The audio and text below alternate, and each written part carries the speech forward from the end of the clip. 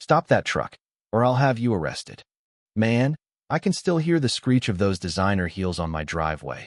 Brenda Albright, HOA president, phone glued to her ear, dialing 911 because I was moving out of my own house. It was insane. She was literally trying to weaponize law enforcement to stop me from leaving, screaming some nonsense about a community separation fee. He's stealing HOA property by leaving without our $5,000 exit fee, she shrieked into the phone, her voice hitting a register that probably scared the local wildlife. My blood was boiling.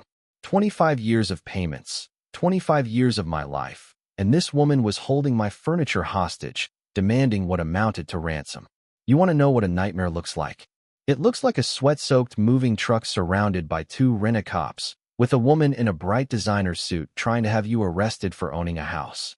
Drop a comment and tell me what state you're in, because this kind of American suburban horror is everywhere, and let me tell you, it gets so much worse before it gets better. The moving truck sat in my driveway like a massive, glorious promise of escape. I'd been loading boxes since dawn, each one a small, personal victory against the 2.5 decades of memories and micromanagement I was leaving behind.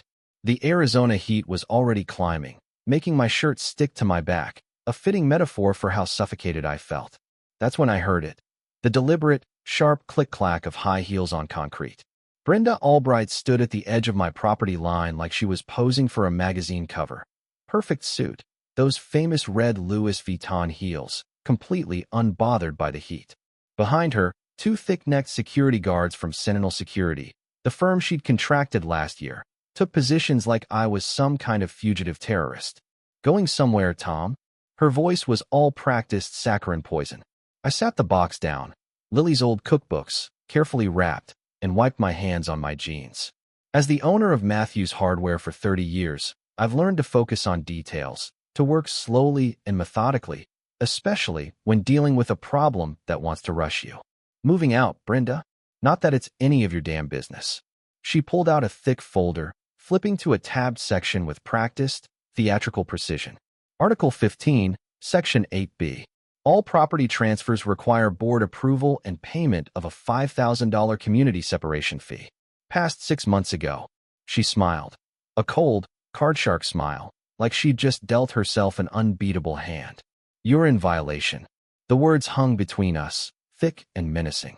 I didn't hesitate. I pulled out my phone and started recording. That's extortion, Brenda. Her face went from pale to a dangerous crimson in seconds. How dare you? Guards, call the police immediately. Tell them someone is attempting an illegal move-out in violation of HOA bylaws. The younger guard fumbled for his radio while she jabbed numbers on her phone. Police. Brenda Albright, president of the Saguaro Peaks HOA. A resident is moving without authorization and threatening board members. Yes, I need units here now. She locked eyes with me, injecting more drama. He's becoming aggressive. I hadn't moved an inch. This wasn't what those guards had signed up for when they took a cushy security gig. They looked profoundly uncomfortable, glancing at their watches. Brenda, though, she was in her element. She paced in tight, rhythmic circles, adding dramatic flourishes to her story with every click of her heels. Yes, he's refusing to comply with lawful HOA orders. No, he won't show proper documentation. I fear for my safety. Let her dig. I stayed silent, kept the phone recording. 2 police cruisers arrived within 10 minutes. Officer Harris, the lead, already looked tired. He'd obviously dealt with HOA nonsense before. What's the situation here? Harris asked, notepad ready. Brenda thrust her folder at him like it was evidence in a murder trial. This man is violating HOA bylaws by relocating without board authorization or paying required fees. I demand his immediate arrest for theft of community property. Harris glanced at her papers, then at me. I handed him my deed, 25 years, paid off 8 years ago. He studied both, taking his time, ignoring Brenda's impatient heel-tapping. Ma'am, HOA rules can't prevent property owners from moving. That would violate Arizona state law. Specifically, Statute 33 to 1803. Harris handed back my deed with a slight nod. The fee is unenforceable. Mr. Matthews, you are free to continue. Brenda's composure didn't just crack, it shattered. Her face cycled through shades of red, landing on purple. Officer Harris just sighed, rattled off his badge number, and walked away. The guards practically jogged back to their vehicle. As the cruisers disappeared, Brenda turned back to me. The mask was gone. She was raw, furious. "You think you've won something here?" She stepped closer, her expensive perfume suddenly cloying in the dry desert air. "I pulled your records, Tom. County assessor, business licenses. Even your wife's obituary. Fascinating reading." The last word felt like a physical violation. "Your son, Jake, sheriff's deputy over in District 4, isn't he? Just passed his sergeant's exam. Third in his class." Her smile turned predatory. "His shift supervisor is Captain Reynolds. Tough man. Doesn't like deputies freelancing outside their district. Amazing what public records and a good private investigator can reveal." She showed me a photo on her phone. A clear, surveillance-style shot of my hardware store, taken yesterday, sales sign visible.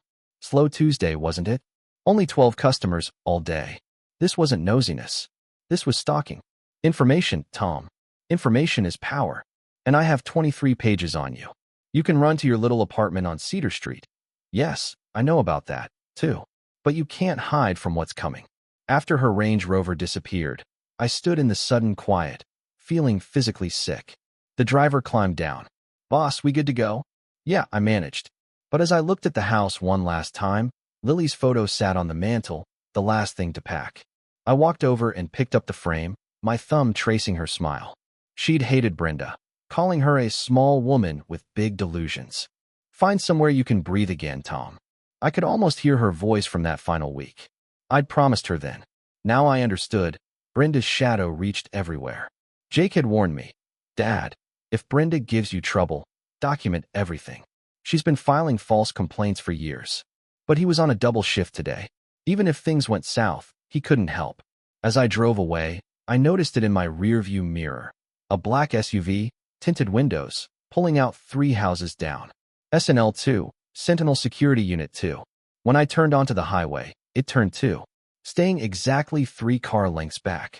Professional. My new life was starting with a tail. The next morning, the doorbell rang 15 times in rapid succession. I opened the door to find 15 bright yellow violation notices covering my door like wallpaper. Grass height violation, 1/8 inch over regulation. Improper vehicle parking. Moving truck caused aesthetic disruption. Failure to submit change of address. Form didn't exist until apparently right now. $500 per violation. $7,500 in fines for existing. I peeled them off, checking the timestamps. 3 a.m. Brenda Albright had been up in the dark, manufacturing crimes. Then came the text from an unknown number. "Check the HOA social media page now." I pulled up the community page. Pinned to the top was a photo of me carrying boxes, taken with a telephoto lens. Alert! Disruptive resident Tom Matthews continues to violate community standards. His selfish actions threaten our property values. The comments were nasty, filled with threats, but the dissenters were being silently scrubbed by the admin. My neighbor, Bob Miller, knocked, glancing around nervously. "Tom, I'm sorry, but could you move your car?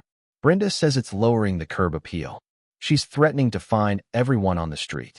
25 years of friendship, erased by one woman's vendetta. Brenda understood social animals, cut them off from the herd, and they become vulnerable. Jake called. "Dad, I heard about the fines. That's completely illegal. I know you're on shift. Can you do anything?" I asked, frustrated. "Not from here, Dad. But you need to screenshot everything. That surveillance photo? That's potentially stalking. Don't engage. Gray rock her. Be boring, unresponsive. Make her escalate until she crosses a line even her HOA lawyers can't defend." So I became a documentarian. Screenshots, photos, timeline notes. I ran a hardware store. I understood inventory systems and paper trails. If Brenda wanted a paper war, I'd bury her in evidence. By midday, another batch of fines. Then the dreaded knock. 2 more police officers. Third false report in 24 hours. "She claims you've been making threats, violating HOA rules, creating a hostile environment." I showed them the piles of yellow paper. "Officers, I'm being harassed for moving out." 3 a.m. timestamps, photos taken with surveillance equipment. Who's investigating that? The cops left, rolling their eyes. Brenda was trying to establish a pattern. I was the problem resident. Death by 1,000 paper cuts. As evening fell, I sat surrounded by the yellow notices. The stress was eating at me. Then, the detail I'd missed, the fine for grass height. My lawn. I'd zero-scaped it 5 years ago. Desert rocks and succulents. No grass to measure. I grabbed the paper and really looked. The property description was wrong. Not completely wrong, but off by 2 digits. This wasn't just harassment. This was fraud. At 5 a.m., I was at my computer. I pulled up the county recorder website. Public records are beautiful things, transparent, searchable, and most importantly, legal evidence. I typed in Saguaro Peaks HOA, Brenda Albright, property boundaries. My coffee mug froze halfway to my mouth. 6 months ago, Brenda had filed new boundary maps with the county. The original HOA, established in 1998, covered 212 homes. The new map? 257 homes. She had illegally annexed 45 properties, including 3 that had never been part of the HOA, like the Johnsons' old house. She'd been illegally expanding her territory, charging fines to people who were never under her authority. I downloaded everything. This wasn't just HOA overreach. This was document fraud on a massive, felony scale. I was at the county recorder's office at 7:59 a.m. The supervisor confirmed the documents were filed improperly, possibly fraudulently. It means any fines or actions taken against properties in the expanded area would be invalid. It also means whoever filed these false documents committed a felony. I signed the formal complaint without hesitation. As I left, my phone rang. William Morrison, attorney at law, former judge, specializing in HOA disputes. Mr. Matthews, I heard you were at the recorder's office this morning. His voice was amused, gravelly. I've been waiting 20 years for someone to catch what Brenda Albright's been doing. How would you like to discuss your options? Morrison met me at a downtown cafe. Filing false boundary maps. That's prison time, Tom, not just fines. She finally overreached. He looked at my documentation, the screenshots, the fines, the surveillance photos. You've done good work here. We make it court-proof. Affidavit from the people she hit. All of it in sequence, so there is only one story left to tell. He took the case pro bono. Some cases you take for money, some you take for justice. The yellow notices now look different. Not threats, evidence. Each one Brenda signed was another link in the chain she was forging around her own neck. The chess game was just beginning, but she'd already lost. She just didn't know it yet. It took 3 days to compile the list, 47 names. All former Saguaro Peaks residents who'd fled Brenda's regime. I found them through property records and forwarding addresses. Each one had a story of extortion, fines waived only in exchange for an exit fee. The pattern was clear: invent violations, pile on fines, force a sale, or demand the exit fee. Extortion dressed up in HOA bylaws. But the story of Ann Walker stopped me cold. She wanted our house, specifically ours, and said over the phone. Corner lot, biggest in the development. When we refused to sell to her niece, the fine started. $300 a day for wind chimes. $500 for cultural decorations. Brenda wasn't just power-hungry. She was running a real estate scheme, using the HOA to force sales to her family and friends. Morrison was ecstatic when I delivered the stack of affidavits. This is RICO territory, he said, flipping through the pages. Racketeering, using an organization for criminal enterprise. Then came the realization that hit me like a gut punch: the cemetery. Lily was buried there. Brenda controlled access through the HOA, another weapon. I drove past the gates, locked with a new digital keypad. Access by HOA approval only. Contact President Albright. Even the dead weren't free from her control. I received a handwritten note from Margaret Hayes, a current resident whose husband Brenda had destroyed. We met at a secret Starbucks. Margaret slid a thumb drive across the table. He kept records, everything from the past 10 years. Board minutes, financial documents, emails. He was building a case when he had his heart attack. The drive was a gold mine.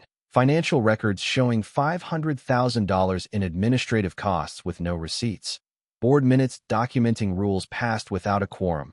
Emails discussing problem residents and acquisition targets. Brenda hadn't just corrupted the HOA. She'd turned it into a full-blown criminal enterprise. Morrison and I were ready. We needed current evidence of her crimes, and Brenda, in her panic, was about to give it to us. Jake called at 6 a.m. Dad, I'm wrapping up the case. How's the Brenda situation? Complicated. She's holding an emergency board meeting next week, proposing a $25,000 exit fee. $25,000? That's insane. His voice dropped. Listen, I've been training a federal agent on financial crimes. Jennifer Walsh, FBI, White Collar Division. If Brenda's really embezzling and extorting, this is her wheelhouse. My pulse quickened. Federal involvement. Can you introduce us? Already did. She's interested. Just stay safe until I get back. Brenda sounds desperate, and desperate people do stupid things. The planning meeting was intense. 25 current residents showed up. Morrison had a plan. Phase 1, pack the room. Phase 2, documentation. Phase 3, the reveal, the boundary fraud. And he wasn't alone. 3 other attorneys, all victims of Brenda's legal skirmishes, would be joining him. We spent 2 hours choreographing resistance. Remember, Morrison concluded. Stay calm. Let her rage. Every outburst, every threat, every attempt to silence you just proves our point. Dictators fall when people stop being afraid. The night before the meeting, Jake texted, "Home tonight. Bringing Agent Walsh. I'll be there in uniform. Off duty, but in uniform." Sometimes the visual reminder of law enforcement keeps people honest. Agent Walsh's advice: narcissists always confess. They just call it explaining. 3 days. 3 days until the trap we'd spent weeks building finally sprang shut. The Saguaro Peaks Community Center had never seen a crowd like it. By 6:30 p.m., 30 minutes before the meeting, the parking lot was full. Cars lined the streets. Residents who hadn't attended in years streamed through the doors. Brenda's kingdom was about to face its first real revolution. I arrived early with Morrison and 3 boxes of evidence. The room could hold 150. We'd need every seat. Brenda was already there setting up at the board table with her usual theatrical precision. 5 board members flanked her, but something was different. They looked nervous, kept glancing at the growing crowd. Thomas. Brenda nodded curtly, her smile sharp as glass.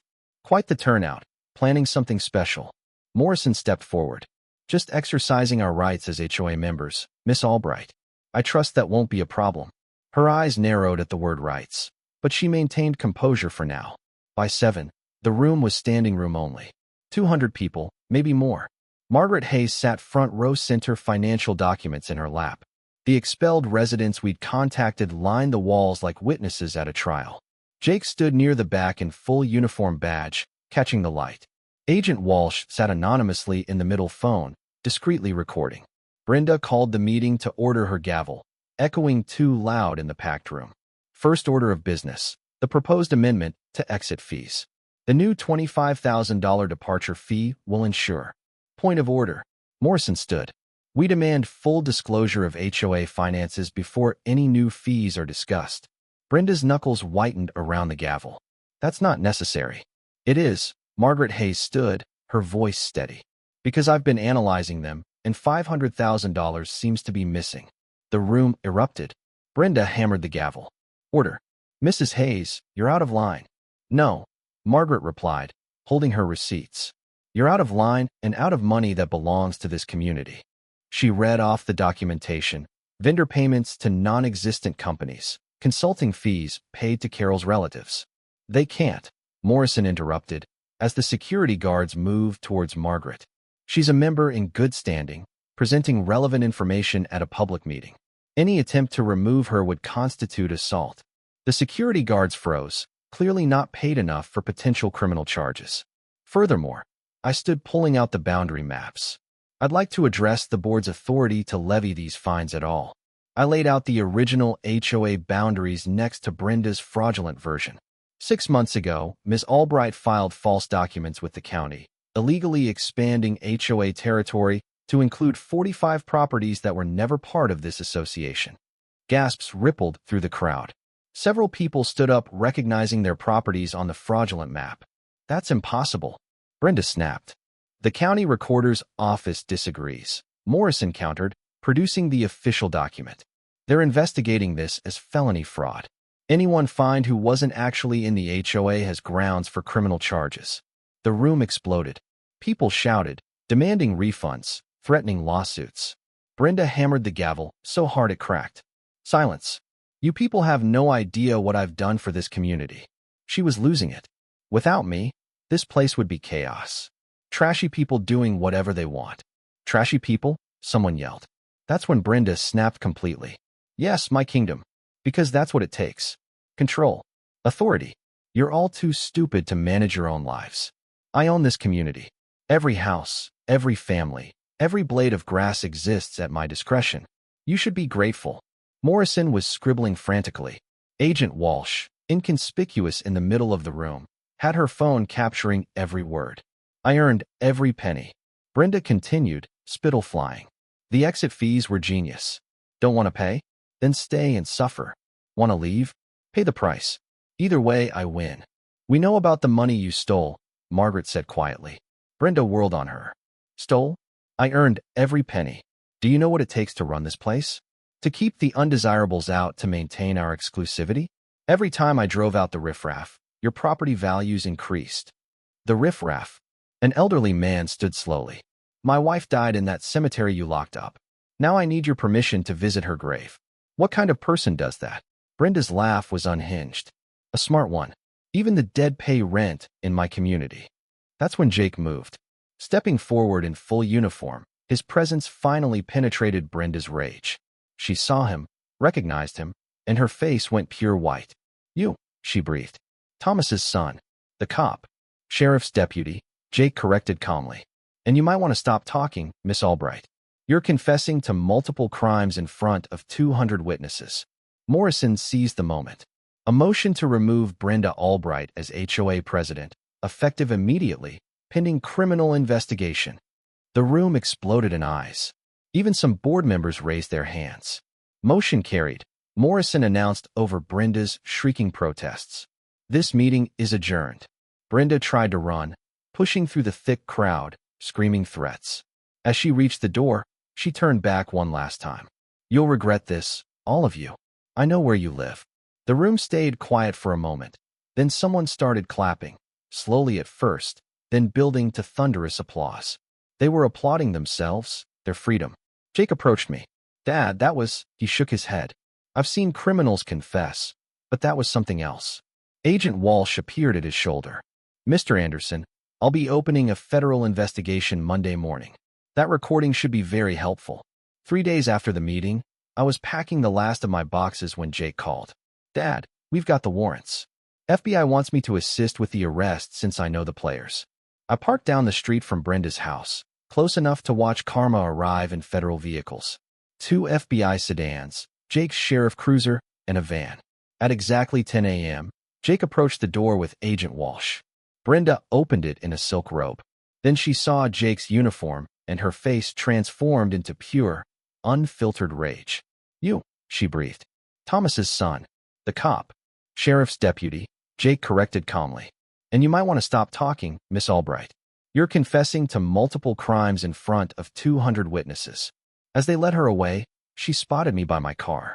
You, she screamed, tears mixing with expensive foundation. Thomas Anderson, you destroyed everything. I'll ruin you. I have 23 pages on your father. Jake's voice remained professional as he placed the handcuffs on her wrists. You have the right to remain silent. Brenda Albright, 15 years federal prison, no possibility of parole for 10. The judge had called it an egregious abuse of power that destroyed families and perverted the very concept of community. The morning air smelled like pine and possibility. No HOA here, no regulations about grass height or mailbox colors, just 4 acres of high desert freedom, and a view that made my chest expand every time I looked at it. I looked out at the mountains change color with the rising sun. Real power, I'd learned, wasn't about controlling others.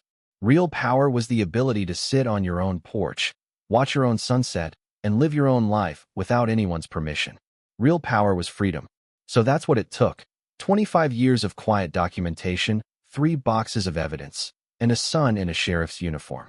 Brenda Albright thought she owned the community, but she just owned the evidence of her own downfall. But here's the thing. We gave her the power in the first place. Every meeting we didn't attend, every abuse we didn't report, every neighbor we didn't defend, we built her throne, brick by brick. So, let me ask you, did we, the residents, deserve the tyranny because we were too afraid to fight?